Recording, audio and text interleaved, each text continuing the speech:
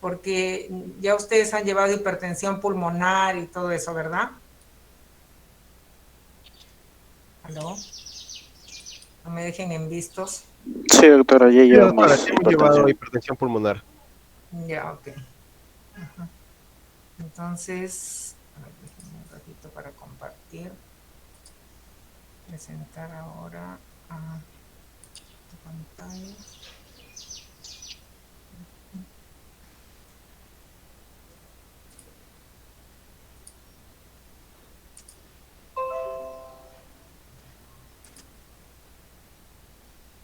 Ya. Entonces, ay, qué horror. Se me ocurre esto de acá.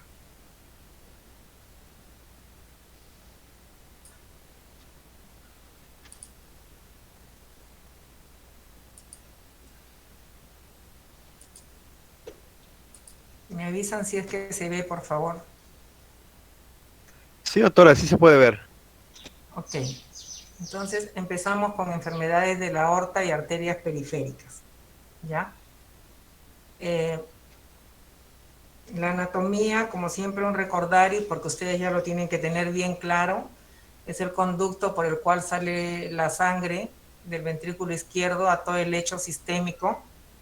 Y lo importante acá es que ustedes recuerden estos diámetros, porque a partir de aquí es que ustedes van a tener que hacer su diagnóstico. En primer lugar, determinar que la arteria aorta, a su nacimiento, salen las arterias coronarias.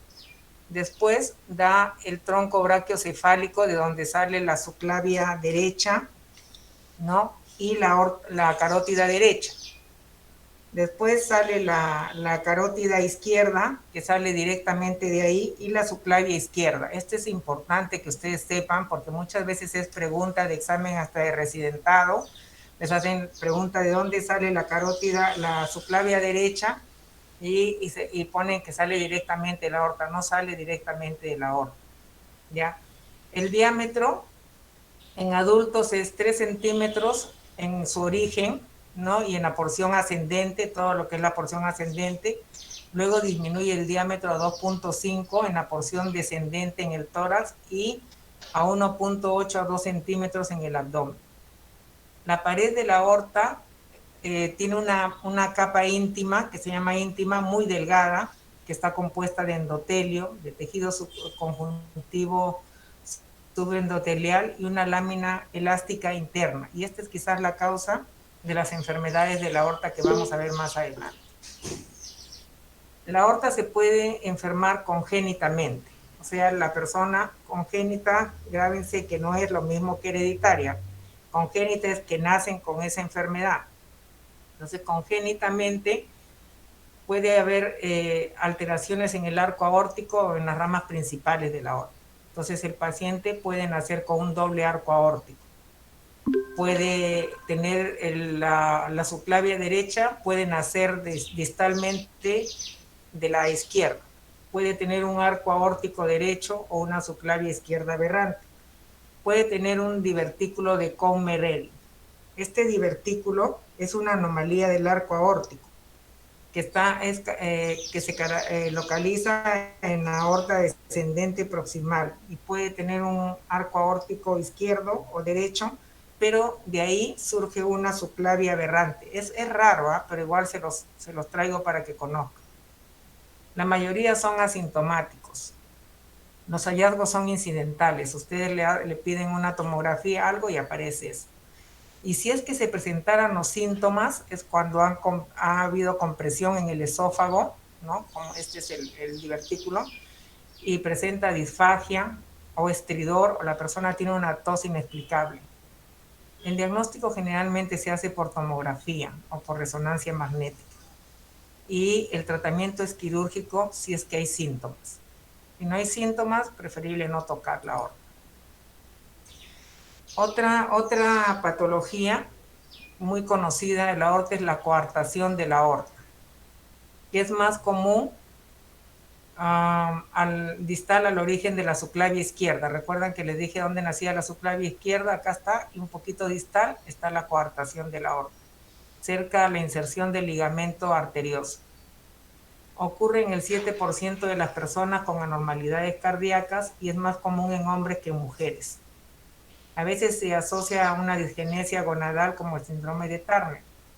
Pero acá lo más importante es que en la coartación de la aorta, el paciente puede vivir tranquilamente todo su tiempo. De pronto comienza a hacer hipertensiones. Entonces, ante cualquier hipertensión que ustedes vean en una persona joven, primero determinen si no tiene coartación de la aorta. La persona puede debutar con cefalea, con epístasis, con extremidades frías y claudica con el ejercicio. ¿Y por qué es la claudicación? Porque la sangre no llega a miembros inferiores, pues.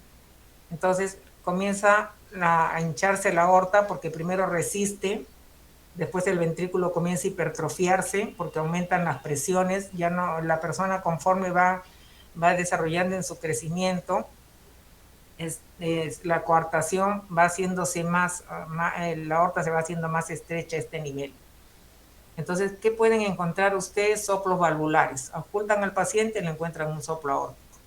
Y lo más importante que siempre olvidamos y que yo les digo siempre cuando llegue a la emergencia, un paciente joven, sobre todo, con unas presiones altísimas, tomen las presiones en las 4 extremidades, tanto en miembros superiores como en miembros inferiores. Yo siempre les cuento el caso de un paciente joven que venía de unos 20, desde que tenía 18 años, venía con hipertensiones, le ponían captopril, lo mandaban a su casa, le ponían captopril, hasta que en una vez cayó en manos de un internista, un buen internista, ¿no? Entonces dijo, a ver, tómenle las presiones en los brazos y en las piernas. En los brazos tenía 180 con 100 y en las piernas tenía 100 con 60. Entonces lo pasamos a estudiarlo y era una coartación de la aorta. Entonces se puede también encontrar vasculatura colateral en los espacios intercostales, como van a ver ustedes acá. Esto casi ya no se ve, pero en mis tiempos esto era patognomónico, ¿no? El signo del 3 en la radiografía de tórax, que era por erosión de las costillas. No se ve mucho. Uno, porque ya no se toma tanto en cuenta la radiografía. Y otro es porque se descubre a tiempo y se evita todas estas cosas. Entonces, hay más medios de diagnóstico, ¿no? En el electrocardiograma va a haber hipertrofia ventrículo izquierdo. El ecocardiograma, la tomografía y la resonancia, que son diagnósticos por imágenes, nos va a dar el tamaño y la severidad de la obstrucción. Se van a ver arterias colaterales asociadas, estas son las arterias colaterales, en un afán de mejorar la circulación, se forman las arterias colaterales. El paciente puede ir a un cateterismo cardíaco para evaluar las coronarias o para ver si es que se puede dilatar por ahí la coartación. Si es que se puede dilatar, se le coloca un stent, ¿no? Y se impacta en las paredes y se abre, pero si no, el paciente tiene que ir a cirugía. Entonces el tratamiento o es quirúrgico o es angioplastía con balón y stent. Y se hace el seguimiento de la hipertensión, porque muchas veces ya el paciente queda hipertenso. Y se hace control con tomografía y resonancia magnética. Yo recuerdo el caso de un estudiante de colegio que todos los años salía, era primer puesto en natación, todos los años. Y de pronto el profesor le llama a la mamá para decirle que el chico estaba muy flojo, que seguramente se estaba dedicando a otras cosas, y el chico decía que él, o sea, no decía, pero se cansaba, ¿no? Entonces el profesor le sugirió que lo lleve a un médico. Lo llevaron, le tomaron el electro y encontraron hipertrofia ventricular. Pensaron que podía ser porque siempre había hecho natación, pero igual encontraron el soplo. Y cuando fueron a ver era una coartación de la aorta y él tenía 14 años cuando le descubrieron la coartación de la aorta.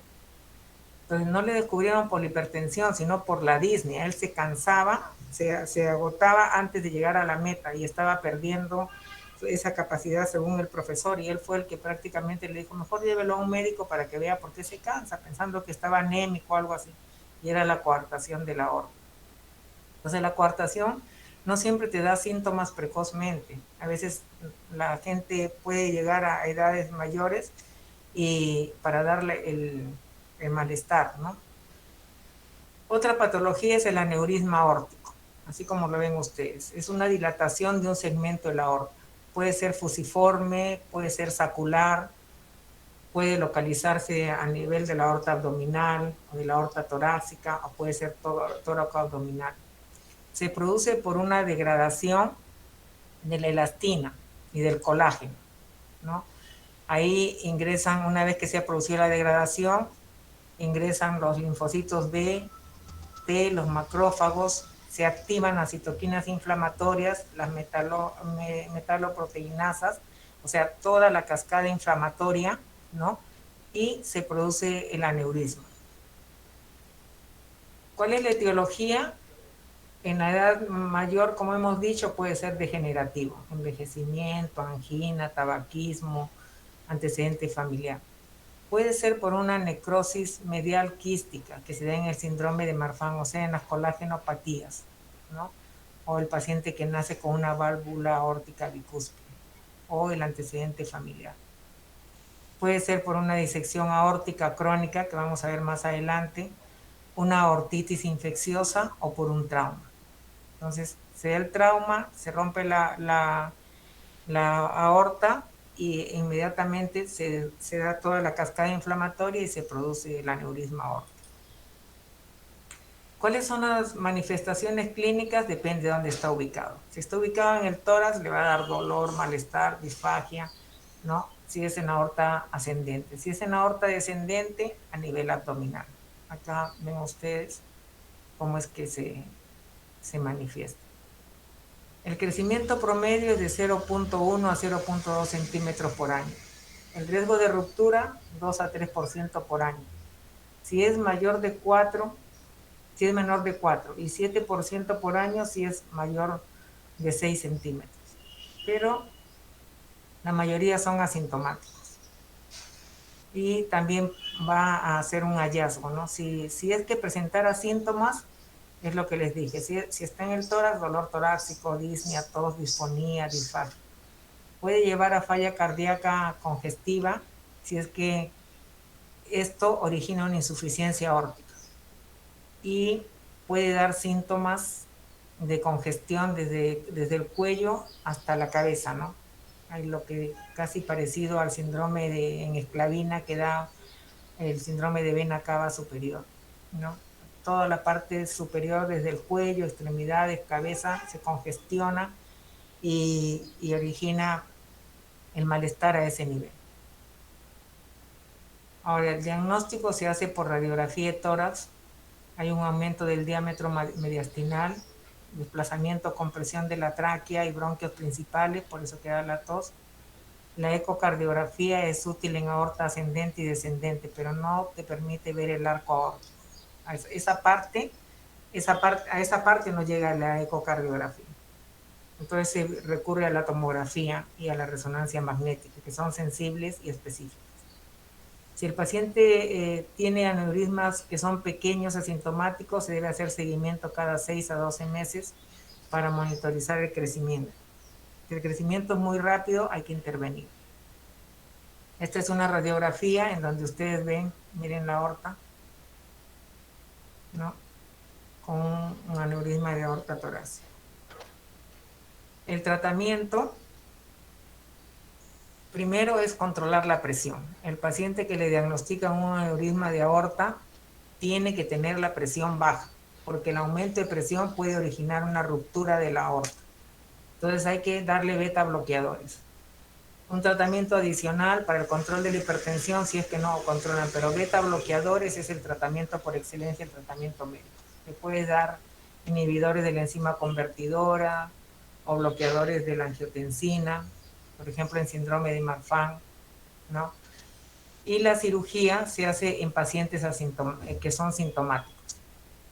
Entonces, ¿cuándo debo entrar yo a operar? Si el aneurisma es de aorta ascendente, cuando has sobrepasado los 5.5 centímetros.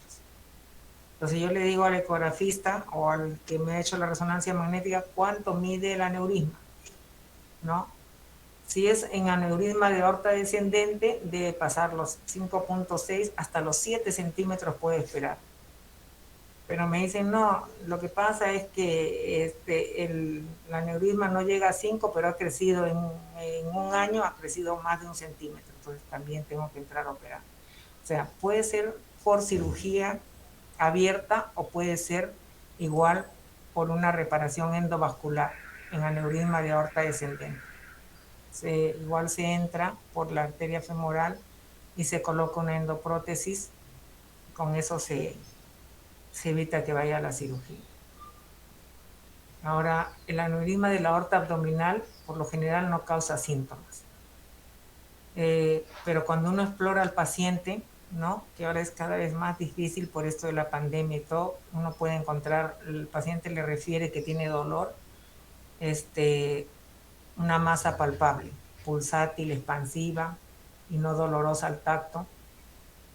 Y cuando se rompe, esto sí es una emergencia, que no deseo que nunca estén ustedes en esta emergencia. El dolor es agudo, hipotensión y no les da tiempo para nada. El paciente muere en cuestión de minutos.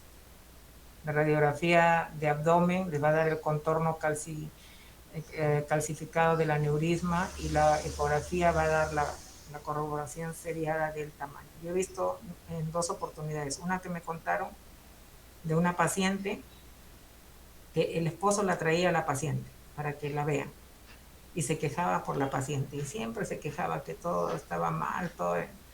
Y un día la paciente apareció sola y le pregunté, ¿y qué es de tu esposo? Porque llamaba la atención porque siempre se quejaba. Si la atendían temprano, porque la atendían temprano. Si la atendían tarde, porque la atendían tarde. Si le daban medicamentos, porque ese medicamento sí. Y siempre decía, yo tengo conocidos arriba, si necesitan algo mejor para mi esposa, entonces por eso le pregunté. Y me dijo, uy, no sabe lo que pasó. El día domingo nos fuimos a Mala a comer chicharrones y cuando estábamos saliendo, él estaba manejando la camioneta y me dijo, me duele mi estómago, me duele mi estómago. Entonces yo pensé que le había caído mal el chicharrón y le dije, vamos a la posta. Y comenzó a gritar, me duele, me duele. Entonces cuadramos el carro y en eso nada más, doctora, se estiró y se quedó ahí. Yo me bajé, llamaba a los carros para que me ayuden. Cuando le llevamos a la posta, en la parte de atrás toda su espalda era negra. Le pregunté si le habían hecho necropsia y me dijo que se había roto la aorta. Entonces fue así, me dijo, doctora, fue una cosa, pero de un momento a otro. ¿Cómo? Le pregunté, él era hipertenso, tenía presión alta, sí, pero él decía que él solito se la controlaba. Y no se la controlaba porque nunca, no tomaba nada, o sea, no tomaba nada y él nunca se había hecho ningún chequeo. Y fue así. Y el otro caso fue llegando al hospital. Yo era residente, el paciente se quejaba de dolor abdominal, llamábamos al médico de cirugía para que lo vea, para que venga a evaluarlo. Vino el médico y dijo, hay que pedirle una eco. Y en eso nada más el paciente gritó, ¡ay! Gritó, y en eso pasaba el cirujano de tórax y usted es un aneurisma, dijo, hay que abrirlo acá nomás. Lo abrió y la sangre salía, pero como si fuera una cosa horrible, horrible. Se había roto también el aneurisma. Por eso les digo, es una emergencia que no les da tiempo para hacer nada. Entonces, cuando se descubre el tratamiento, ¿no? Hay que ponerle un injerto, una prótesis endovascular, ¿no? El seguimiento seriado en aneurismas que son de menos de 5, no los abandonen, síganlo, ¿no? Porque es una alternativa para corrección inmediata. Y hay que hacerle los cuidados preoperatorios, no se olviden esto, beta bloqueadores. La ruptura, miren, cuando la ruptura aguda les va a dar una mortalidad del 45 a 50%. Yo pienso que hasta más. Pero si es el cuidado pre y postoperatorio correcto, la mortalidad es del 1 al 2%. Y sí, en la cirugía hay que abrir y hay que colocar igual la endoprótesis y con la misma capa cerrar el paciente. Cerrar para que muchas veces la prótesis tiene que ir hacia las ilíacas también porque se tiene que irrigar bien. Ahora, los síndromes aórticos agudos son la ruptura de aneurisma, la disección aórtica, el hematoma intramural y la úlcera ateroesclerótica penetrante. Esto es agudo. ¿Qué significa que es agudo? Que tenemos que entrar rápidamente. Esta es una disección aórtica. Ya se hace un huequito en la aorta, puede ser una ruptura circunferencial o transversal de la íntima, en la pared lateral derecha de la aorta ascendente o en la aorta descendente después del ligamento arterioso. Usualmente se propaga distalmente, o sea, la sangre entra por ese lado y se propaga. Puede estar limitada por una placa ateroesclerótica y da lugar a un lumen verdadero, o sea, se separan dos las luces, el verdadero y el falso. ¿Hasta ahí me están entendiendo? Sí, doctora. Ya.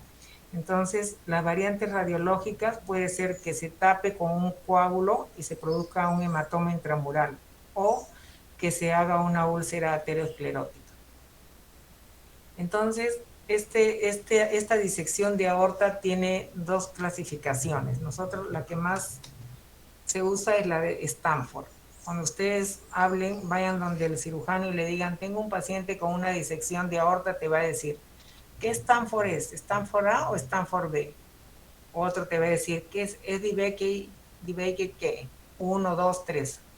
Entonces ustedes le dicen, es el Stanford, es un Stanford A. ¿Qué significa el Stanford A? Que es toda la aorta proximal. Y el Stanford B es la aorta distal. Entonces, miren, si usan la clasificación de Baker, es el 60% agarra toda la aorta y el 10 a 15% en el de Baker 2, la proximal, de Baker 3, la distal, 25 a 30%. Pero si ustedes se aprenden esta clasificación, Stanford A o Stanford B y Stanford B, yo me quedo tranquila con eso. Entonces, ¿por qué se produce la disección de aorta? Hipertensión arterial en el 70% de los casos. Otro es la necrosis quística de la media, síndrome de Marfan, Ehlers-Danlos, que son las colagenopatías, una aortitis, una infección de la aorta, malformaciones congénitas, un traumatismo aórtico, que es raro, o a veces en el tercer trimestre del embarazo, que también es todo el tejido friable, se puede producir. La epidemiología es más en los hombres y más entre la sexta y séptima década de la vida.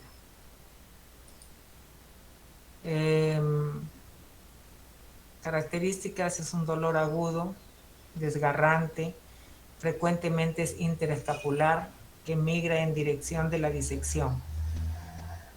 El paciente está diaforético, puede hacer síncope, puede hacer disnea y debilidad. O sea, miren, ustedes acá tienen que establecer dos diferencias bien claras. Una es la disección y otra es la ruptura del aneurisma. En la ruptura se rompe y se sale la sangre.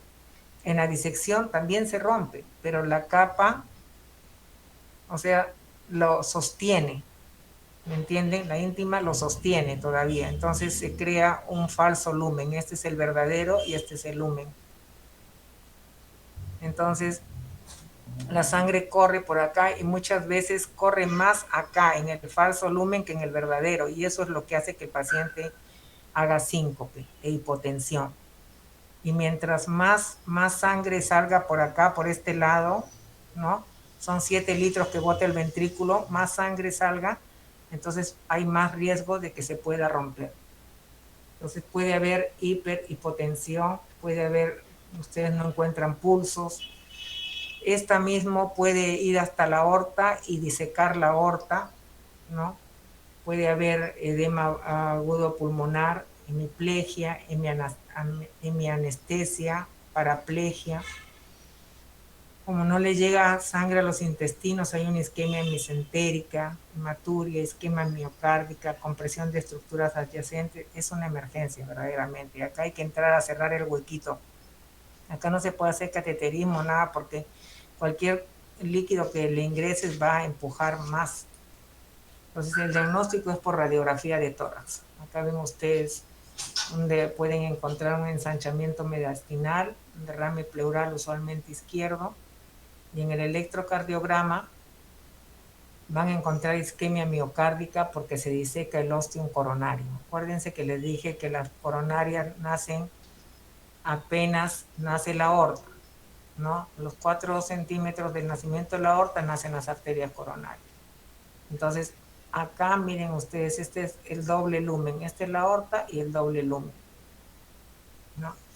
La ecocardiografía, la tomografía, la resonancia magnética, les pongo todo junto porque este es diagnóstico por imágenes. La sensibilidad es del 60-85%. Ellos solitos te pueden diagnosticar para disección aórtica. El ecotrans esofágico, que es como hacerle al paciente una... ¿qué es lo que hacen los gastros? Una endoscopía, ¿no? Ingresan por ahí el tubo y ven, ¿por qué? Porque el esófago está pegadito a todo lo que son las estructuras cardíacas, entonces es útil para la disección de aorta ascendente o descendente y tiene una sensibilidad del 98% y una especificidad del 90%. La tomografía y la resonancia magnética me van a ayudar a identificar hemorragias intramurales y úlceras penetrantes. En el tratamiento hay que iniciar el tratamiento médico y admitir inmediatamente al paciente a UCI. No me lo pueden dejar caminando ahí o esperando en la sala de emergencia porque ahí se les va a morir. Si no hay ninguna contraindicación, tengo que empezar ya con tratamiento intravenoso. Yo no quiero ver, como siempre les digo a uno de mis alumnos, ya de residente o dándole al paciente beta bloqueador vía oral en estos casos. Ya acá todo el tratamiento es intravenoso, nitroprusiato de sodio para mantener una presión en menos de 120. Si hay contraindicación para esto, calcio antagonistas, yecas, la hidralacina está contraindicado porque va a propagar la disección. La corrección quirúrgica en tipo A. En tipo B es complicado. Ahora se está viendo un poco más que lo están haciendo, pero es complicado. La mortalidad es del 15 al 25% y el paciente puede morir por infarto, por paraplegia, por falla renal, porque no ves que le están quitando la sangre a todos esos órganos o porque hace un taponamiento cardíaco, hemorragia o sepsis. Entonces tenemos acá la disección que crea el falso lumen, miren acá cómo se crea, así hizo el huequito y se hace una nueva luz acá. Entonces esta nueva luz presiona la verdadera, entonces llega menos líquido. Acá también igual, ven el falso lumen y acá ven cuando ya se ha solucionado, se pone como una venda para cerrar el puntito en donde está entrando la sangre. Otro síndrome agudo es la oclusión aguda de la aorta. ¿Hasta ahí en disección hay alguna pregunta?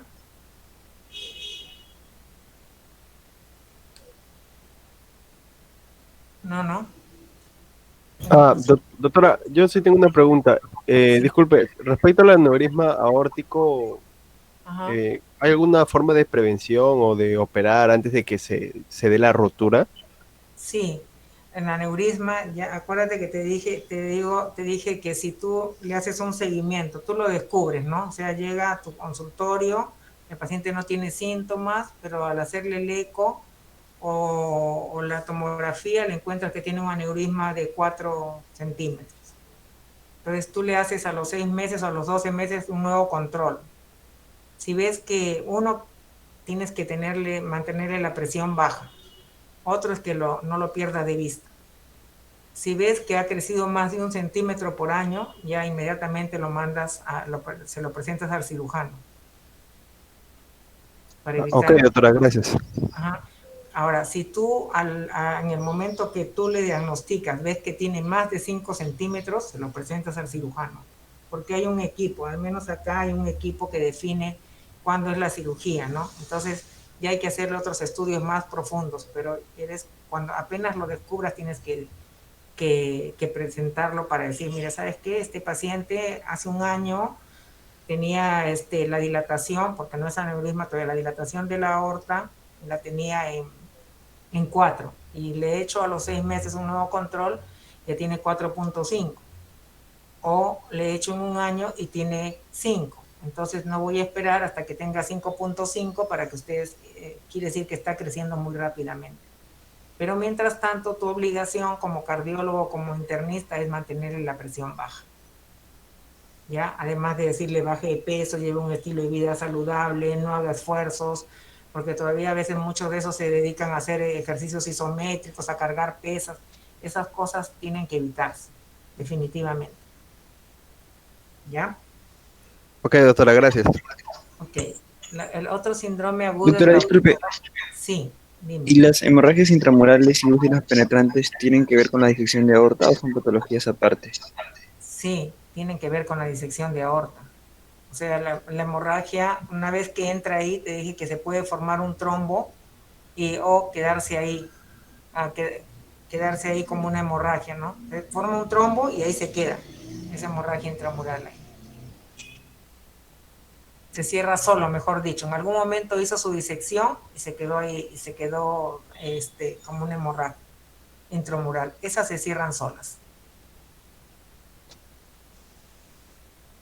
Ah, ya, y Después, cuando no se cierra es la úlcera penetrante. sí, exacto. La Y, úlcera penetrante sí tiene que tener tratamiento quirúrgico porque es penetrante y llega a abrir la aorta hacia adelante, hacia y ahí se afuera. produciría la disección, cuando empieza a entrar Sí, la sangre. exactamente. Ah, ya, doctora, gracias. Ujú. Ahora, la oclusión aguda de la aorta es una emergencia médica. Usualmente se produce por un trombo de origen cardíaco, ¿no? Por ejemplo, yo me acuerdo cuando recién entré a hacer guardia de residente de cardiología, nos llamaron para ver un paciente, ¿no? Doctora, un paciente que está acá y le hemos hecho un electro y mi asistente ve y me dice, es una fibrilación auricular, era una fibrilación auricular. Y ustedes saben que la fibrilación auricular genera trombos, ¿no? Entonces, porque la aurícula no se contrae como debe contraerse, entonces se fibrila, se forma coagulitos y en algún momento se produce una contracción fuerte y se eliminan los coágulos. Entonces, el paciente tenía la extremidad fría, el miembro inferior frío, más fibrilación auricular. Me dijo, esta es una emergencia, hay que buscar al cirujano. Si no le sacan el coágulo va a perder la pierna. Y eso siempre se me quedó grabado. Después tuve un par de casos más. Entonces, usualmente es por un trombo de origen cardíaco. Te da una oclusión en silla de montar. Las manifestaciones clínicas son el dolor, el paciente viene por dolor severo y agudo en reposo. No te dice cuando camino, sino está sentado y llora y grita, ¿no? Y las extremidades están pálidas y frías. No, a veces son las dos, cuando agarra el trombo más arriba, a veces una sola. No le encuentras pulsos distales. El diagnóstico para mí usualmente es clínico, pero te ayudas con la tomografía porque el cirujano te va a decir, ¿qué dice la resonancia? ¿Qué dice el autograma? Y el tratamiento es trombectomía, no hay de otro.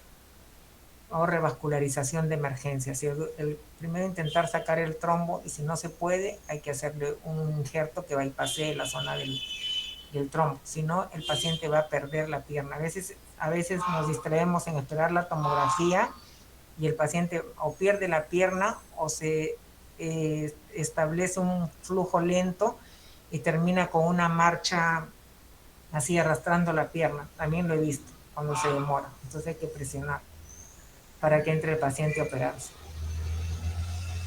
Ahora, entre los trastornos arteriales propiamente tenemos la insuficiencia vascular periférica arterial. Esto sí me gustaría que se lo graben porque esto lo van a ver ustedes a diario. Los síntomas son dolor, alteración del color y la temperatura de la piel, alteraciones tróficas y edema.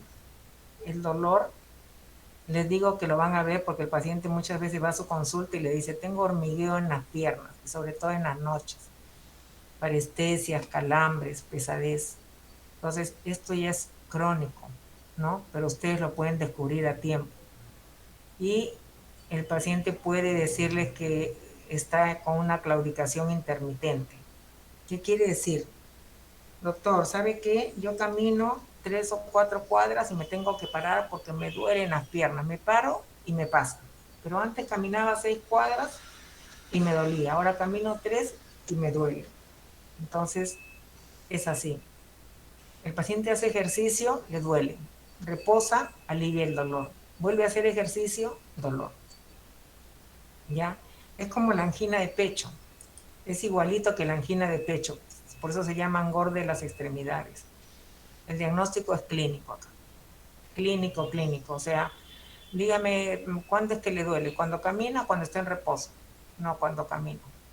¿Y cuando camina cuántas cuadras? Antes cuando caminaba 6, ahora cuando caminaba 3 y ahora ya casi no puedo caminar. Entonces, es claudicación intermitente. Antes se llamaba la enfermedad del mirador de vidrieras. ¿Por qué? Porque antes el área más importante o la calle más importante era el Jirón de la Unión. Entonces, cuando la gente quería lucir sus ropas, se ponía bien y se iba a mirar, estaban las mejores tiendas por ahí. Entonces, el que salía a caminar, ¿no? Y tenía claudicación intermitente, se paraba para hacerse el que miraba, ¿no? Para que le pase el dolor. Eso se llamaba el dolor, el síndrome del mirador de vidrieras. Entonces, cuando ya va más avanzado hay atrofia de la pierna. La piel está lisa, brillante, hay ausencia de vello, hay una palidez de la extremidad inferior, cuando le elevan sobre todo, y cuando la hacen caer o cuelga, hay cianosis. Los pulsos pueden estar normales, entre comillas, yo diría disminuidos o no hay pulso. Disminución de la temperatura y a veces ya ustedes encuentran que ha hecho una úlcera, que puede ser superficial o seca o poco dolorosa. Hay una clasificación para la isquemia crónica que es la clasificación de Fontaine. El grado 1 es cuando es asintomático, solo signos. Doctor, ¿sabe qué? En las noches me despierto porque tengo un hormigueo en los pies. Me siento y cuando me siento, al colgar, le llega mejor irrigación. Entonces, me mejora. Tiene signos, pero no la prestamos, entonces lo consideramos asintomático. El grado 2A, cuando claudica a más de 1,25 cuadras. 2B, cuando claudica menos de 1,25 cuadras. 3, cuando hace dolor en reposo. 4, cuando ya le encontramos con una necrosis o ulceración. Justo ayer, hace una semana, me llamó una chica que tiene una casa de reposo y me dijo si conocía a un cirujano vascular porque tenía una paciente de 95 años que tenía una úlcera en el pie. Y ayer justo me encontré con el cirujano y me enseñó la foto.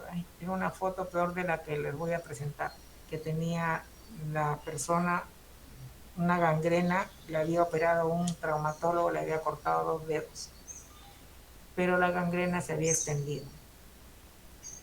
Una cosa que yo quiero que ustedes entiendan es que los pacientes que claudican tienen todas las arterias enfermas. La arteriosclerosis agarra las arterias desde la cabeza hasta los pies. Y de cada 4 claudicantes, 3 tienen alteraciones en las coronarias y 1 en las carótidas.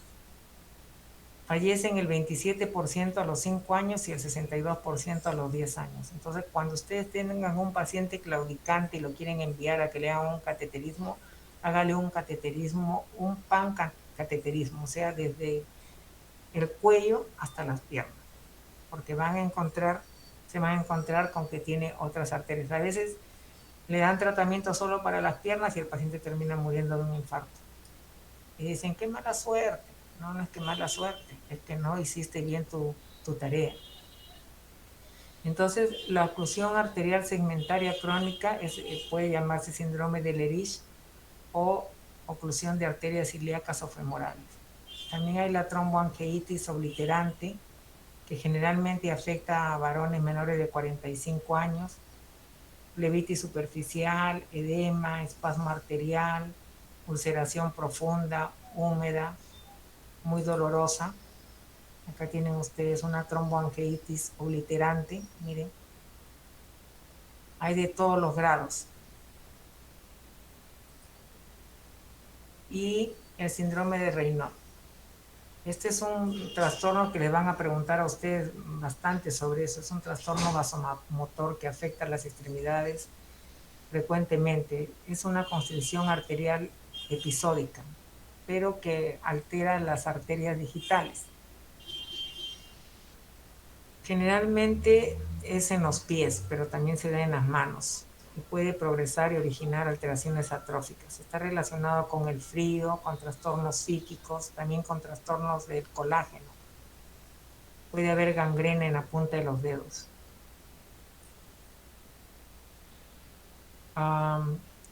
En cuanto a la úlcera y las gangrenas de las extremidades, tenemos la necrosis, que es la muerte del tejido. Cuando ya llega a necrosis, acuérdense, ya es muerte del tejido, ya no hay vuelta atrás. La úlcera, que es el resultado de la zona localizada de necrosis en piel o mucosa. Y la gangrena, que es la zona de necrosis que afecta a una parte del cuerpo, el dedo o la pierna.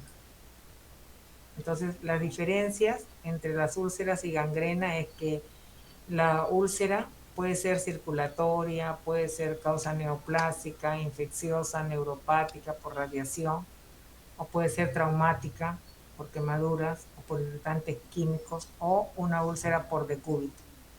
Mientras que la gangrena ya es circulatoria, infecciosa, bacteriana es lo más común, puede ser de origen traumático, pero termina siendo infecciosa, o puede haber combinación de factores. O sea, una úlcera puede ser limpia, usted la cura y queda limpia, pero la gangrena ya es con complicación bacteriana. Entonces, miren, una gangrena circulatoria. Eso es lo que me enseñó ayer, así me enseñó el cirujano.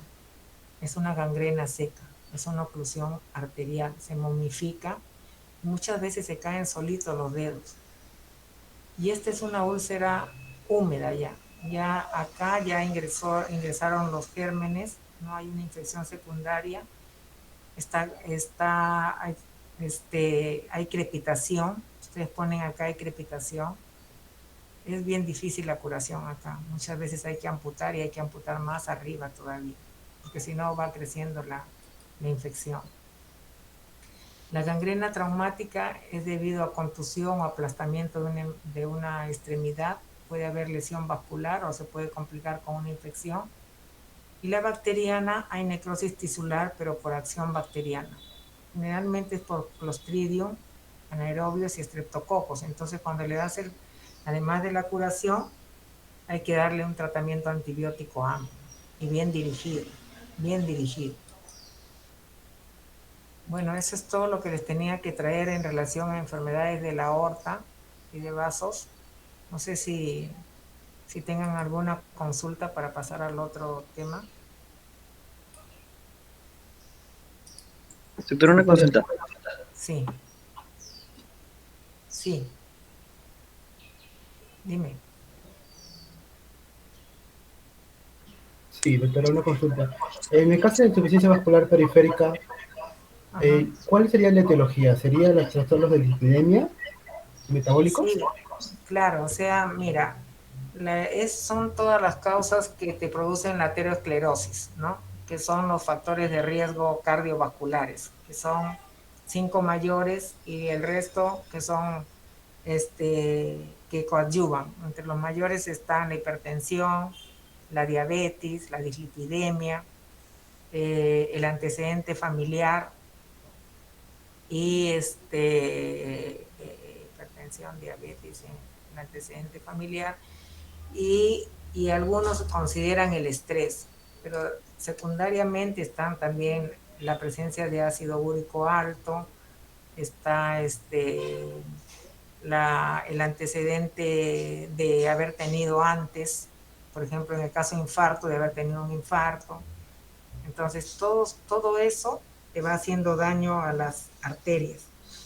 Y por eso que cuando los pacientes nos dicen que han tenido la mala suerte, dicen, tuve la mala suerte. No, no es mala suerte, es que tú viniste cultivando tu enfermedad durante todos los años, ¿no? Se dice que uno lo va formando desde los desde las edades menores, y cuando ya uno llega a los 40, 25 años, ya uno comienza a cosechar.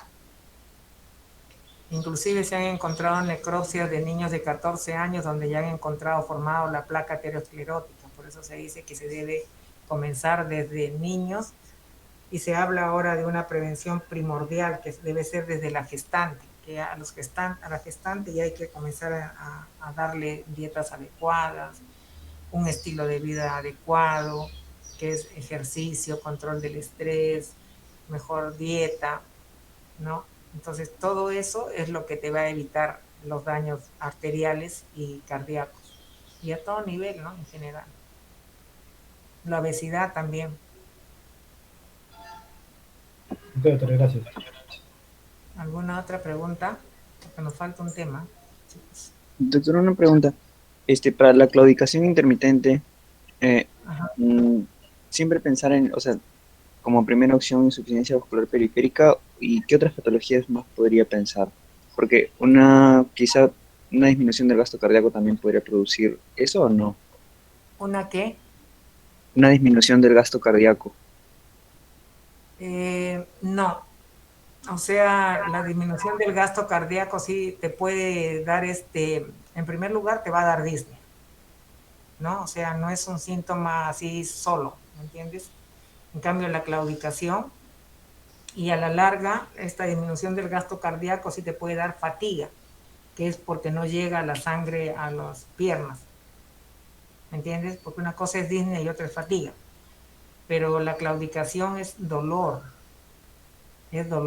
o sea, te duele, ¿por qué? Porque hay un desbalance entre lo que necesita y lo que le falta, y lo que le aportas.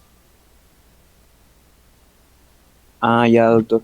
¿Y algún diagnóstico diferencial para ese dolor o es casi por Ah, claro, desmomento? sí, tienes un montón de diagnósticos. Cuando se te presenta en la consulta, yo hasta ahorita tengo una paciente que le he mandado a hacer eco, que ya dudo hasta el ecografista, porque me dice, el dolor que ella me dice es cuando camino. Entonces yo le hago el diagnóstico, le mando ecografía, y el ecografista me dice que no tiene nada, pero ella me sigue diciendo cuando camino. Entonces eh, tienes que ver si es que no hay problemas musculares, ¿no? Que le estén originando eso. Tienes que ver si el dolor efectivamente es vascular, o si tiene un quiste, un problema de articulación, algo, le explicas. Yo generalmente acostumbro a examinar a mis pacientes antes de pedirle algún examen, no les pido así por pedir y después ya hago, no, sino los examino. Le he examinado, los pulsos están bien, pero ella, la sintomatología que me dice es de claudicación. Entonces yo le digo, sal a caminar. Me dice, no camino porque a una cuadra me duele. ¿Y en las noches te duele? No, en las noches no. Entonces ahí tienes que, con todas las entidades que te produzcan dolor en los miembros inferiores, con todos, desde osteomusculares, colágenopatías, articulares, con todo eso. Venoso no, porque venoso no te da eso, no te da. Muchas veces un doctor me ha dicho de que puede ser las varices. No, es que las varices no te dan el dolor así, no te van a dar ese dolor. Es más pareciera arterial, pero lo único que quedaría es que hacerte una tomografía, algo más específico, le digo, pero ahorita con pandemia no podríamos hacer. Ah, ya, Ujú. doctor. Y había mencionado un caso en el cual el señor, primero claudicaba a 4, a 2. ¿Esta claudicación Sí, intermitente va progresando? sí, va a O, progresar. Es igualito que la angina de pecho.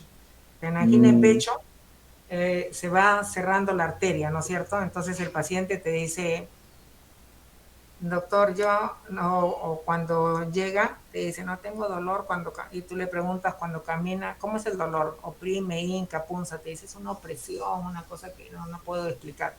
Entonces tú le dices, la siguiente pregunta es, ¿y cuándo se presenta? ¿Cuando camina o cuando está en reposo? Entonces te dice, cuando camino. Entonces la siguiente pregunta es, ¿cuando camina cuántas cuadras? Entonces te dice, ahora es cuando camino 3 y antes cuando caminaba 6. Entonces es que la angina en medio es estable todavía porque se da con el ejercicio, pero se está inestabilizando, ¿me entiendes? Es lo mismo que sucede con la claudicación. Ah, ya. O sea, cada vez que el dolor se presenta con el ejercicio, es estable. Si se presenta con el reposo, ya se inestabilizó. Por eso se llama angina de piernas. Claro, es como una angina solamente que en las piernas. Exactamente. O sea, el ejercicio le provoca el dolor porque necesita más irrigación, pero hay una obstrucción que no le permite llegar la sangre. Claro. Ujú. Pero al igual que en la angina, o sea, si se llega a complicar, se vuelve inestable, puede haber ahí es donde se produce una Obstrucción. necrosis, Claro, puede haber una obstrucción y ahí es donde se produce la como si fuera necrosis. un infarto de esa zona. Exactamente, Ah, es tal exactamente. cual una angina. Es Doctora, tal cual. y con respecto al síndrome de Raynaud, ¿está asociado a otras enfermedades y eso va progresando o solamente queda ahí siempre en la manifestación de las manos y a veces pies? Mira, puede ir progresando y a veces es solamente con el frío. En épocas de frío, ¿ustedes han visto en Puno a la gente cómo se les pone moraditos sus dedos? ¿Han visto? Sí, sí, Cuando sale viste. la televisión. Sí, así es. Miren, yo les cuento una historia. Una, había un joven, creo que era estudiante de medicina, que se fue a Puno de visita. Y en el camino se malogró el ómnibus. Entonces tuvieron que hacer un transbordo para, para pasar a otro ómnibus. Entonces tenían que caminar por la nieve. Y había una señorita que seguro él le había echado ojo, me imagino, que estaba con tacos y no podía caminar. Entonces el caballero, seguro que era San Fernandino, se quitó los zapatos y le dio a la señorita. A lo mejor hubiera sido romperle los tacos. Cuando él llegó, él no sentía sus pies. Lo trajeron de emergencia y perdió un pie por vasoconstricción extrema. Entonces, eso es lo que sucede en el síndrome de Raynaud. O sea, en el síndrome de Raynaud se produce una vasoconstricción que puede ser por el frío y puede mejorar con el calor, ¿no? O puede, por ejemplo, si es por una colágenopatía, si la colágenopatía va aumentando, entonces también se puede ir aumentando. Dicen que está ligado con las colágenopatías, entonces cuando hay personas que presentan eso, hay que hacer una evaluación, descartar una colágenopatía. Doctora, y justamente, o sea, de lo que hablo ya para terminar, este, por ejemplo, ¿no? O sea, yo me acuerdo que justo cuando viajé a Puno, había un compañero que también, o sea, se puso así, como usted describe, ¿no? Con con las partes distales de los dedos, moradas, tenía Ajá. cianosis. Y eso iba, obviamente, disminuyendo. O sea, ¿yo lo podría diagnosticar solamente con eso, con síndrome de Raynaud, o tendría que hacer alguna otra evaluación? No, ahí tú tendrías que darle calor nomás para que calentar los dedos para que pueda haber, porque ese es frío por vasoconstricción, ese es vasoconstricción, O sea, no eso no es es, no, patológico. sí, no es patológico, no es Raynaud. O sea, O para que sea sea, patológico, ¿qué tendría que cumplir? tiene que doler, tiene que doler y tiene que presentarse en cualquier frío, no solamente cuando vaya allá.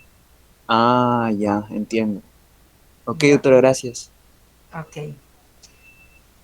Muy bien, entonces ahora vamos a pasar a la última parte de la evaluación, de la exposición, que es... A ver, vamos eh, esto, trombosis. Vamos a entrar ahora.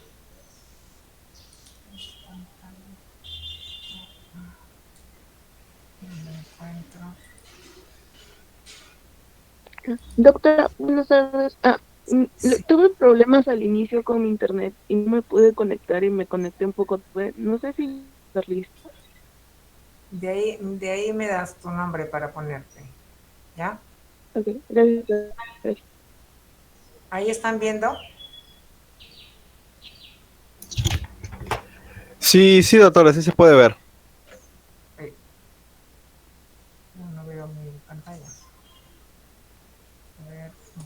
Ahí, ahí sí. Sí, doctora, sí se ve. Sino que yo no veo en pantalla. Está presentando.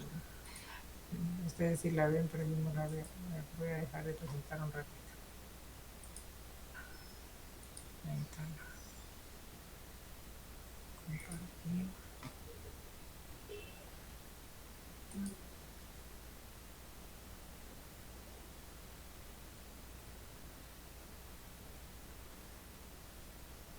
Presentando. Voy a ponerla en grande, pero no.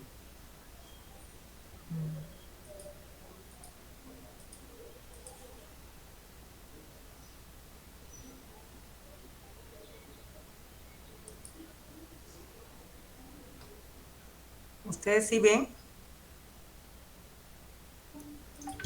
Sí, doctora, sí se puede ver, pero, o sea, se ve, todavía no está como que agrandada la imagen, está la diapo central en el medio y al costado las diapositivas. Ajá, eso es lo. Ahora, Ya, ahora sí se ve completo. ya, perfecto. Entonces, otro tema importante es la trombosis venosa profunda. Entonces, ya hemos hablado de todo lo que es arterial, ahora vamos a hablar de lo que es venoso. ¿Ya? Entonces, algunos le llaman flebotrombosis.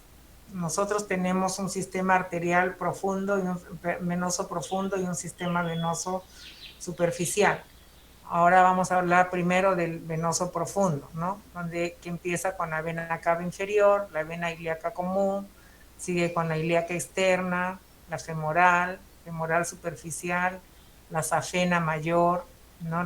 De ahí sale la vena peronea, la tibial. Por la parte posterior corre la poplitea, la tibial anterior, peronea, safena menor. Todo ese es el sistema venoso profundo. ¿Por qué se podría enfermar? ¿No? ¿Por qué se podría dar una flebotrombosis? ¿No? Que es un coágulo de sangre en una o más venas profundas del cuerpo. Hemos dicho que cuando se produce una trombosis en arteria es por un coágulo que ha sido disparado del corazón, ¿cierto? Ahí estamos, ¿no? En cambio, en las venas se presenta básicamente es por inmovilización prolongada, ¿ya? Se da en personas mayores de 40 años, ¿no? Que tienen insuficiencia venosa crónica, también se da en el embarazo, en el postparto. En todas estas indicaciones que ustedes las van a revisar, yo se las estoy trayendo acá, más o menos digerido, para que vean la triada de Virchow. Es éstasis sanguíneo, daño endotelial, hipercoagulabilidad. Éstasis sanguíneo se va a dar por la edad avanzada. Inmovilidad prolongada. Ustedes tienen una paciente con cáncer, está inmovilizada, o una persona mayor de la tercera edad que no se moviliza, entonces puede producir un infarto agudo, que lo tienen también en inmovilidad, hace un éxtasis, la insuficiencia cardíaca, porque ahí va lo de tu pregunta del gasto cardíaco, no permite bombear, el stroke, una injuria espinal que lo tiene postrado, o hay un síndrome de hiperviscosidad o policitemia, o en el EPOC severo, producen éxtasis sanguíneo. El daño endotelial, que se puede producir por cirugía, por un tromboembolismo pulmonar previo, por un trauma o por catéteres venosos. O sea, yo le puse un catéter y dañé el endotelio, ¿no? O cuando ustedes ven que les colocan un suero y también han dañado el endotelio. Ahora, hipercoagulabilidad. ¿Quién produce hipercoagulabilidad? El cáncer, la obesidad, el uso de estrógenos. Por eso que antes se decía, para prevenir el infarto, en las personas, las mujeres, cuando perdían los estrógenos, eran más propensos a hacer infarto. Entonces se les ponía estrógenos. ¿Y qué se encontró? Que desarrollaban tromboembolismo venoso. Entonces ya no. El embarazo o posparto también puede producir la sepsis, el tabaquismo, el síndrome nefrótico, las trombofilias. Y miren, no quiero que se olviden de esta imagen. Esta es la imagen de un tromboembolismo venoso. Muy rara vez, o casi nunca diría yo, se ven las dos piernas. Por eso se tiene que evaluar las dos piernas para ver la diferencia. ¿Ya?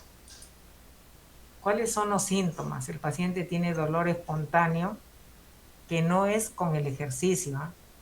Y a la palpación, usted le toca y van a encontrar dolor en la extremidad afectada. Además va a estar edematosa. Tiene cambios de coloración, puede estar eritematoso o cianótico. Entonces hay todos los signos de la inflamación. ¿Cuáles son? A ver, alguien me dice.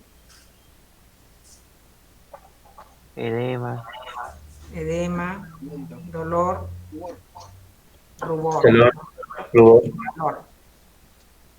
Dolor, calor, edema, rubor.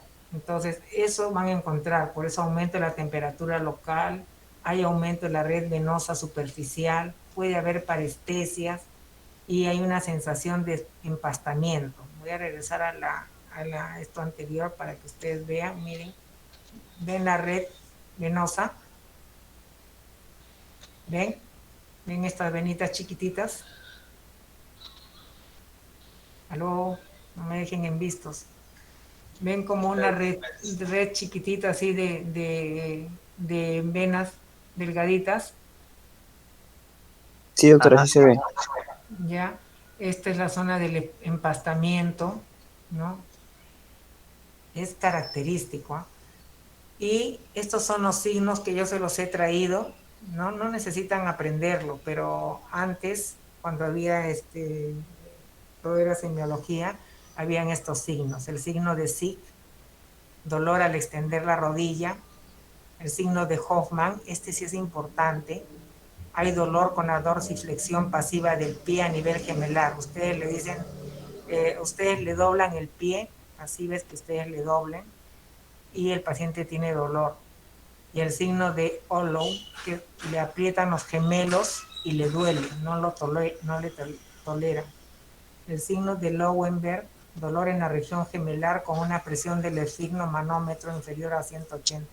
Eso es cuando el paciente no tiene el cuadro anterior que les he visto, ¿eh? Porque si le hacen eso ya serían ustedes sádicos en hacerlo. Es cuando el paciente ustedes sospechan de que tiene, le pueden poner el tensiómetro, pero si ustedes están viendo eso ya pues más cantado, ¿no? Signo de Peir, dolor muscular con la palpación intensa de los músculos flexores del pie con ambos pulgares. Y el signo de Duquin, dolor pasivo a nivel de la pantorrilla por edema muscular. Cuando sospechan, porque a veces no siempre el paciente viene con ese esquema que les he presentado. A veces viene, me duele la pierna, me comenzó de un momento a otro, entonces pueden hacerle cualquiera de estos signos, ¿no? Le hacen la escala de Wells, que ahora la vamos a ver, le piden un dímero D, que ya les deben haber dicho en hipertensión pulmonar, les deben haber explicado, una ecografía de compresión con Doppler. Algunos piden flebografía, cada vez ya es menos, es una angioresonancia, una flebotap, y estudios de trombofilia para ver si es que hay tendencia a formar coágulos. Entonces esta es la puntuación de Wells para trombo venoso, trombosis venosa profunda.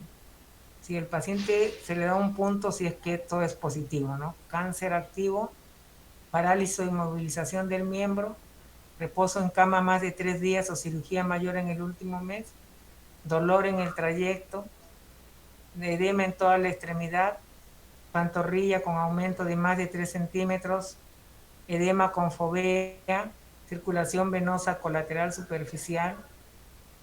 Si es de 3 puntos, riesgo alto de tromboembolismo, 85%. 1 a 2 puntos, riesgo moderado. 0 puntos, riesgo bajo. Yo tenía un paciente, y eso lo van a tener ustedes, lo van a ver hasta en su familia, ¿ya? Que viajaba para Estados Unidos. Y los viajes ustedes saben que son de 6 a 8 horas, ¿no? Y era una paciente gordita. O sea, viajaba él y su esposa era gordita. Y de pronto la esposa comenzó que me duele la pierna. Y cuando se quiso parar ya no se podía parar. Entonces, la bajaron, y ustedes saben que uno viaja con seguro y todo, ¿no? La bajaron y era una trombosis venosa profunda. ¿No? Estas trombosis venosas profundas pueden quedar ahí como pueden ir a otros. Entonces ustedes tienen acaso algoritmo, sospechan de tromboembolismo, de trombosis venosa profunda, entonces le hacen su escala de Wells.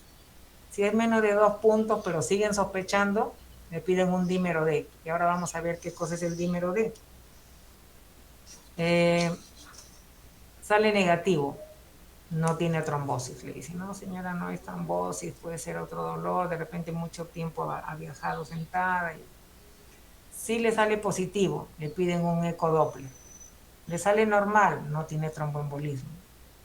Le sale positivo, le encuentran el trombo, como vieron en la diapositiva anterior, entonces comienzan el tratamiento, ya lo vamos a ver. Tiene más de 2 puntos en el escala de Wells, le piden de frente el ecodoppler. Sale normal, ahí recién le piden el dímero D. Sale negativo, no tiene trombosis. Piden el ecodoppler, sale normal, le piden otro ecodoppler a los 7 días. Si sale el dímero D positivo, le piden igual el ecodoppler a los 7 días. Sale normal, no es tromboembolismo. Sale trombosis venosa, tratamiento. Ahora, si el ecodoppler sale trombosis, hay que dar tratamiento. En cualquiera de los casos que salga trombosis, tratamiento. El diagnóstico diferencial, ¿con qué lo tengo que hacer, profesora? Con tromboflebitis superficial. O sea, tiene varices, se inflamó superficialmente, es también de venas, pero es superficial. Le voy a dar tratamiento, como vamos a ver, pero es otro tratamiento, ¿no? Con insuficiencia venosa crónica, que le va a dar edema, con obstrucción venosa, que da en los 2 lados, en los 2 miembros, celulitis, erisipela, el quiste de Baker, que es un quiste que sale en la parte posterior de la rodilla, en la parte posterior en el hueco popliteo, y que se presenta por inflamación de la rodilla, por artritis o ruptura de un cartílago, ¿no? O el linfedema, o linfangitis, o traumatismo o isquemia arterial aguda, o también en la insuficiencia cardíaca congestiva. Hay que hacer el diagnóstico diferencial en todo eso. Ahora, ¿qué complicaciones puede dar? Porque no solamente queda en tromboembolismo, en trombosis venosa profunda, puede dar un tromboembolismo pulmonar, con dolor torácico de características pleuríticas. El tromboembolismo pulmonar es de disnea súbita, o sea, el paciente dice, yo estaba caminando y de pronto no podía respirar, sentía que no podía respirar y llega hacia emergencia con una falta de aire, taquimia o en síncope, inestabilidad hemodinámica. ¿Por qué? Porque el coágulo se desplazó y tapó la arteria pulmonar. Entonces hay hipoxemia y distrés respiratorio. Muchas veces hay que intubar al paciente de entrada. Puede haber una flegmasía alba, o sea que es un edema mixto, venoso y linfático por compresión. Miren, la extremidad normal, y miren esto. Es un paciente postrado, ¿no? O un síndrome post-trombótico que te da hipodermitis inflamatoria, se esclerosa, hace celulitis indurada, se pone dura la extremidad y puede aparecer la úlcera post-trombótica. O la cerulea dolens, que es el colapso del flujo arterial y que puede llevar al paciente a que también le amputen la pierna, ¿no? Entonces, en el tratamiento tienes que trazar tus objetivos. Primero es prevención del crecimiento, previenes que crezca el trombo. Alivio sintomático, no vas a decir, señor, estoy previniendo que crezca el trombo. No, igual tienes que aliviarle el síntoma y prevenir la recurrencia de la trombosis venosa y de sus complicaciones. Entonces tienes opciones de tratamiento. Las medidas no farmacológicas, las medidas farmacológicas y las medidas quirúrgicas que van al final. Entonces, en las medidas no farmacológicas son las higiénico-dietéticas. ¿Sabe qué? Usted va a viajar a largo de un sitio muy largo, se va a tener que parar, caminar, camine lo más que pueda. Si es posible, le voy a dar preventivamente un anticoagulante, deambulación precoz, medidas postulares, medias de compresión gradual, una buena hidratación, deje de fumar, baje de peso. La medida farmacológica ya es el tratamiento analgésico. Si le duele y está inflamado, AINES. Si le duele, paracetamol o tramadol. Y el tratamiento anticoagulante, que es el tratamiento específico de la enfermedad tromboembólica. Entonces, puede ser parenteral con heparina no fraccionada, intravenosa, o heparina de bajo peso molecular, que son las más recientes, el Fonda o el Fondaparinux. El tratamiento oral, que ya cuando sale el paciente, le puedes dar fármacos que bloquean la vitamina K, como la warfarina, o los anticoagulantes de última generación, que son el apixaban, rivaroxaban, dabigatran, que son muy caros, pero a veces el paciente prefiere tomarlos. ¿Por qué? Porque la warfarina, el paciente no debe comer, tiene que tener ciertas restricciones alimenticias, como son que debe no comer verduras verdes o comer una vez a la semana, ¿no? Tiene que comer, evitar hacerse controles de sangre cada mes por lo menos, y entonces el paciente dice, no, no puedo estar así, prefiero tomar algo que no me cause problemas. La parte buena del tratamiento, de este tratamiento, es que cuando el paciente presenta el sangrado, ¿no?, que le tienes que explicar antes de darle tratamiento, sabe que usted puede sangrar, cuando usted note que se está lavando los dientes y le sangran las encías o le aparecen moraditos en la piel, o comienza a orinar así color rojo, inmediatamente acude a una emergencia, tú lo puedes bloquear con suero, con plasma, o le puedes dar vitamina K. En cambio acá no es posible bloquear, ni tampoco puedes, acá le pides un INR, que es un control para ver cómo está, y en cambio acá no.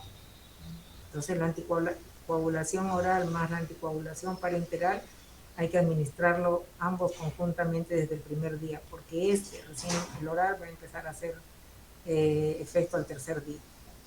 Mantener la anticoagulación parenteral al menos 5 días, hasta que el INR sea mayor de 2, o sea, 2 veces lo normal, durante 2 días consecutivos, y ahí retiras el parenteral. Cuando das rivaroxaban, apixaban, eso se puede administrar de forma individual desde el principio. Y la anticoagulación oral la tienes que mantener a largo plazo. ¿Cuánto, profesora? ¿Cada qué tiempo? Ahora les voy a decir. Y acá está cada uno de los nuevos anticoagulantes orales. Dabigatran, rivaroxaban, apixaban. Algunos dicen que el apixaban es el mejor, probablemente porque su eliminación renal es el 30%. En cambio, los otros, eliminación renal es muy alta, entonces hay que ver como si es un paciente de mayor edad, no le vayas a complicar. Peor, va a estar dando vueltas ahí y hay más posibilidad de sangrado. Entonces, el que es la warfarina, que es antivitamina K, la administración es vía oral. Esto también, requiere control analítico, el INR. No requiere, que es el tiempo de protrombina, ¿no? No requiere monitorización. Acá hay antídoto, acá no hay antídoto. Acá hay mayor riesgo de hemorragia cerebral con acá hay menos riesgo. Menor eliminación renal, acá hay mayor eliminación renal, a excepción de más interacciones, acá hay menos interacciones. El inicio de acción en la warfarina es más lento y el inicio es más rápido. Otra diferencia que le pondría yo es que esto es más barato, mucho más barato, más caro el tratamiento. Entonces no todos pueden acceder a eso. Esto lo da el seguro, esto no lo da. Entonces, ¿cuándo empezamos el tratamiento, profesora? Cuando tienes la alta sospecha clínica y que no tiene contraindicaciones. Hay que comenzar el tratamiento rápido. Contraindicación pues sería, por ejemplo, si el paciente ha recibido, tiene un cáncer recién diagnosticado, ¿no? O tiene un tumor cerebral, o tiene un hemangioma, algo que te diga que no puedes anticoagularlo, o recién le han hecho una cirugía grande. Entonces se requiere comenzar el tratamiento lo más precozmente posible hasta que se pueda descartar o confirmar de manera fehaciente el diagnóstico. Si tu sospecha clínica es intermedio y los resultados se van a demorar más de 4 horas, comienza con el tratamiento anticoagulante, que puede salvar todavía y prevenir un tromboembolismo pulmonar. Si hay una baja sospecha clínica, no empieces hasta que te lleguen los resultados en las siguientes 24 horas. Tienes todavía 24 horas. ¿Y por cuánto tiempo le voy a dar? O el paciente te va a preguntar, ¿y cuánto tiempo voy a tomar? Si es con factor de riesgo transitorio, o sea, si fue porque estuvo mucho tiempo sentado, el viaje fue largo, o se fue pues de acá a Arequipa 18 horas, entonces 3 meses le das. Si es una trombosis venosa profunda idiopática, al menos 3 a 6 meses y reevalúas, sopesando el riesgo-beneficio de tratamiento indefinido, ¿no? Si es una trombosis venosa profunda recurrente, eso sí es indefinido. Señora, tiene que seguir tomando indefinidamente. Si es distal, 6 semanas, 3 meses. Si es una trombosis venosa por cáncer, mejor es que le des una heparina de bajo peso molecular durante 3 a 6 meses, seguido de un nuevo anticoagulante oral, o la heparina de bajo peso molecular indefinido, o hasta que el tumor se resuelva. Entonces los pacientes vienen y les ponen, porque la de bajo peso molecular les ponen en subcutáneo, ¿no? Entonces el mismo médico les da su tratamiento y su heparina para que le pongan. Ahora, cuando es trombosis venosa por trombofilia es variable. Depende cómo se esté manejando la trombofilia, puede ser de 3 a 6 meses o indefinido. Una vez que ya has decidido que el paciente no tiene de otra que darle un tratamiento quirúrgico, entonces es que, por ejemplo, antes se hacía el cateterismo por la arteria, cateterismo cardíaco por la arteria humeral, ¿no? Y a veces uno llegaba y encontraba que tenía la mano fría. Entonces había que sacarle el coágulo. Entraban a ese sitio y le sacaban el coágulo y otra vez comenzaba a fluir. Eso es lo mismo que pasa acá. Le puedes hacer una trombectomía quirúrgica, le sacas el coágulo, o le puedes hacer una trombolisis. Entonces le inyectas una sustancia que le va a diluir el coágulo. O finalmente, si es recurrente, le pones un filtro en la vena cava que atrapa todos los coágulos para que no esté pasando, porque ha sido recurrente y ves que va a seguir, que es gordita, que tiene esa tendencia a ser, tiene trombofilia, entonces le pones un filtro de vena cava. Y la otra enfermedad es la tromboflebitis superficial. Esa ya es un proceso inflamatorio, ¿no? Frecuentemente asociado a un coágulo de sangre, pero afecta las venas superficiales. Son las venas que tú las ves, son las venas que ves a las personas con sus varices, ¿no? Tradicionalmente se ha considerado una enfermedad benigna, autolimitada de la extremidad inferior. Sin embargo, puede afectar a los sistemas venosos más superficiales en el cuerpo.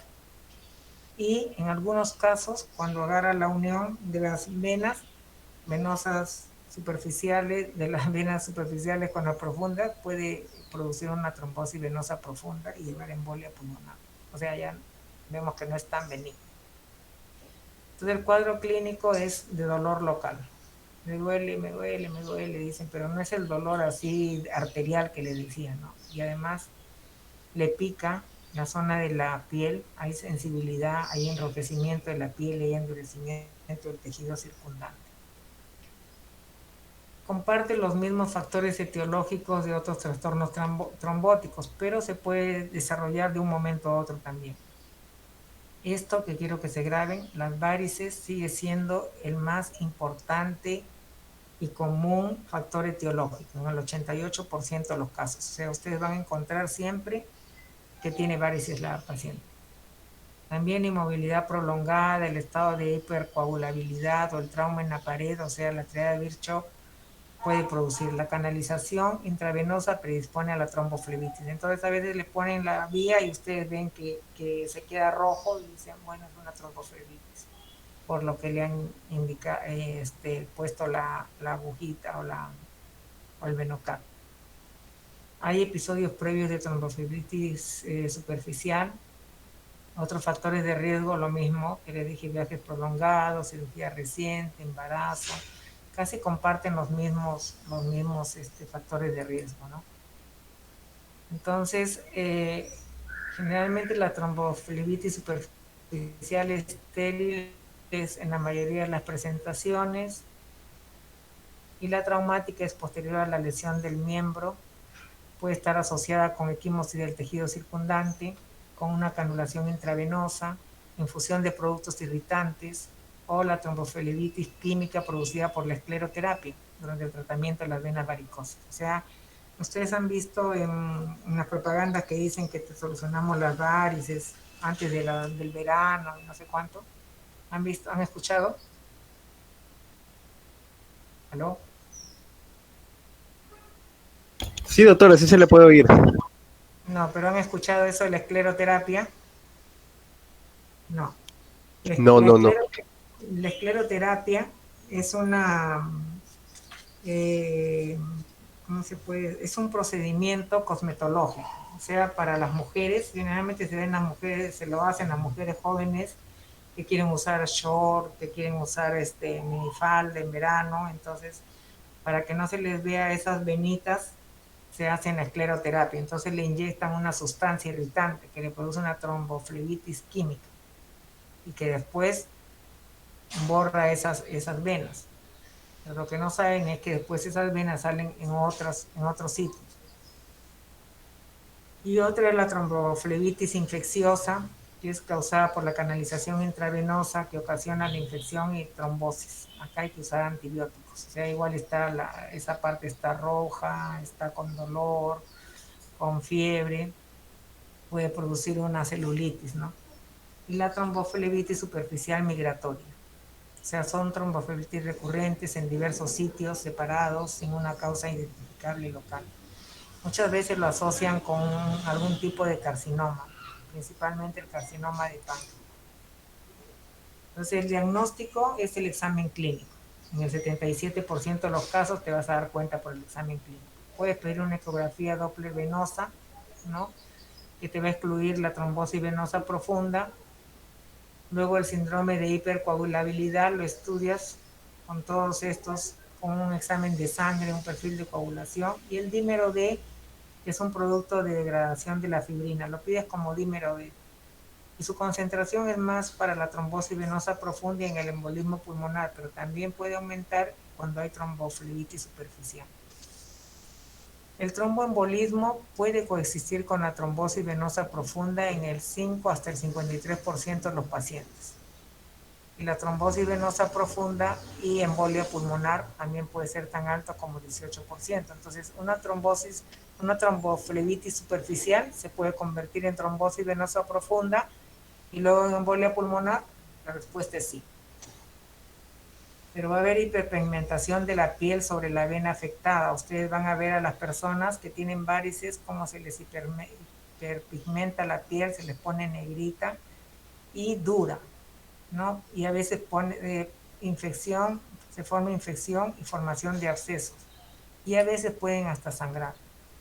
Pues acá el tratamiento es aliviar los síntomas locales y prevenir la extensión del coágulo a una vena profunda. Comprimir, compresión y medicamentos antiinflamatorios no esteroideos. Ahora, si el trombo se ha extendido a las uniones safenofemorales o safenopropitia, puede estar indicado el uso profiláctico de la heparina de bajo peso molecular, pero en general no. Y el uso de las medias elásticas, que acá le hemos puesto como calcetería. Esto ayuda a mejorar grandemente el flujo venoso. Y preventivamente hay que decirle a las personas que hagan ejercicio para fortalecer la musculatura. Estas varices se van a dar con el tiempo, porque las varices las venas pierden su elasticidad. Entonces hay que ayudar con las medias de compresión, hay que ayudar con los ejercicios para fortalecer los músculos de las piernas, ¿no? Ahora, si el paciente tolera, al inicio no va a tolerar las medias, pero cuando las tolere va a beneficiarse bastante porque ya no va a haber el éxtasis sanguíneo en la parte inferior de los miembros inferiores, o sea, en los pies. La intervención quirúrgica es una opción polémica si la anticoagulación está contraindicada o no tolerada, pero yo le les diría que la intervención quirúrgica es más que nada para cuando son las varices que ya han dilatado tanto que tienen en su interior coágulos. Ahí no tiene otra que la intervención quirúrgica, no tiene otra posibilidad. Entonces, ahí es donde tú le presentas al paciente, al cirujano, y le dices, ¿sabes qué? Yo creo que debe ir a una intervención quirúrgica, y lo que hacen es extirpar esa vena que está dañada y que está más bien siendo foco de coágulos, ¿no? Bueno, eso era todo lo que les tenía que decir, chicos. No sé si tengan alguna pregunta, duda, comentario. Doctor, sí, una consulta. ¿A partir de qué momento nosotros podemos sospechar de que una paciente que tiene varices, de manera clínica, ya estaría con un problema venoso profundo? Cuando presenta la sintomatología que te dije. O sea, si tú ves que comienza a presentar primero el dolor, la inflamación, el cambio de coloración y todo, y tú ves que le mandas a hacer su ecodoppler y te dice que está cerca de la unión femoral, entonces ahí es donde ya tú comienzas a sospechar si es que puede ser profundo. Pero si inicialmente solamente te dice en pantorrillas, en la parte superficial, primero tratas la inflamación nada más, no sospechas todavía. Antes era más difícil porque era el diagnóstico básicamente clínicamente. En cambio, tú ahora le mandas a hacer un ecodoppler y el buen ecografista te dice, ¿no?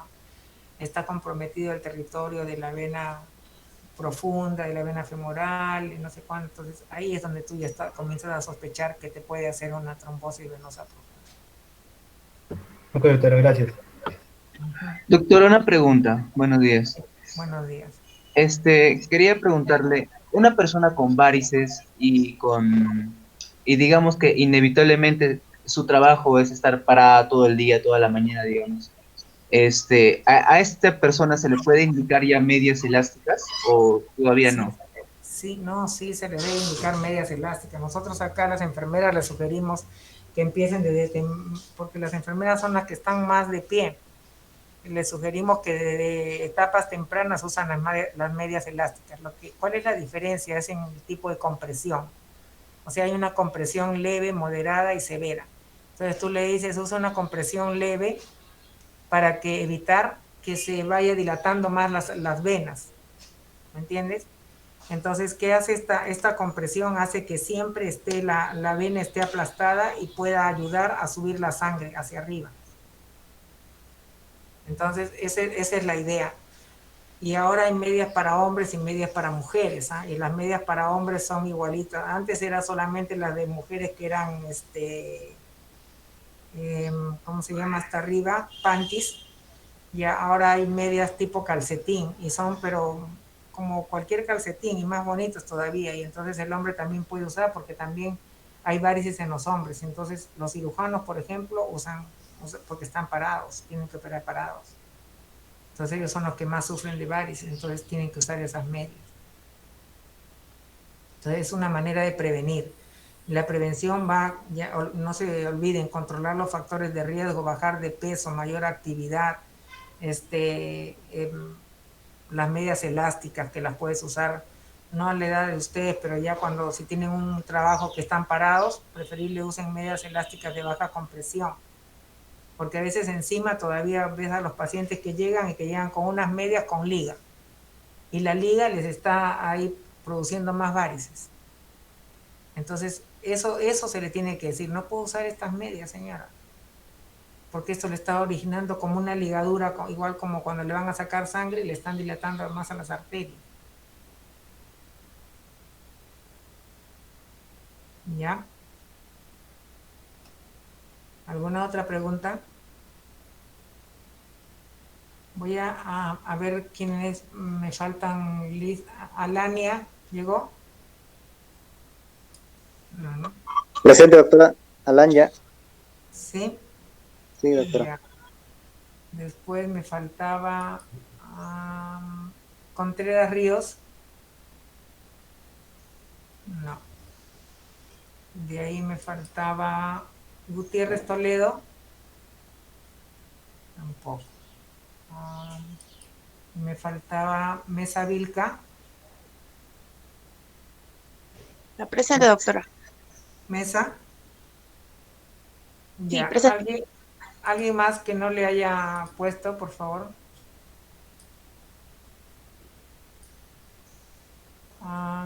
¿Cuántos tenemos? 28. A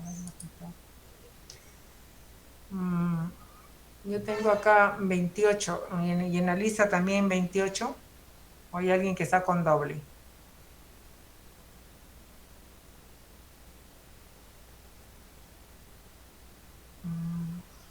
¿Delegado? ¿Quién es el delegado? Sí, soy yo. Sí, dígame. Sí. Mira, yo tengo 28 en la lista. Y acá Ya. también tengo 28 participantes. Seguro es porque está Falta uno. considerando también a usted, doctora. No, soy Sí, yo, ¿no? Conmigo. sí. Pero me falta uno nada más, ¿no? Pero yo tengo acá que me faltan, en la lista tengo 2 faltas. Tengo Gutiérrez Toledo. Lo que pasa es de que usted, al momento de proyectar pantalla agrega uno más y más usted, o sea, ahorita habrían 27 estudiantes acá. Ya, pero según la lista me falta Gutiérrez. ¿Está Gutiérrez Toledo? No está. Y me falta también Contreras Ríos. Ah, ya sé qué sucede. Lo que pasa es de que el estudiante Estrella Hermelinda Sivincha está doble en el Entonces, chat. Sí. ya. Buenos días, buenas tardes, doctora. Sí, yo estoy doble. Ya. Ya, chicos, muy bien. Si no hay ninguna pregunta, entonces ya conmigo nos despedimos. Ok, doctora, muchas gracias. Ya. Hasta luego, doctora. Gracias. Hasta luego. Un gusto. Chao. Gracias, doctora.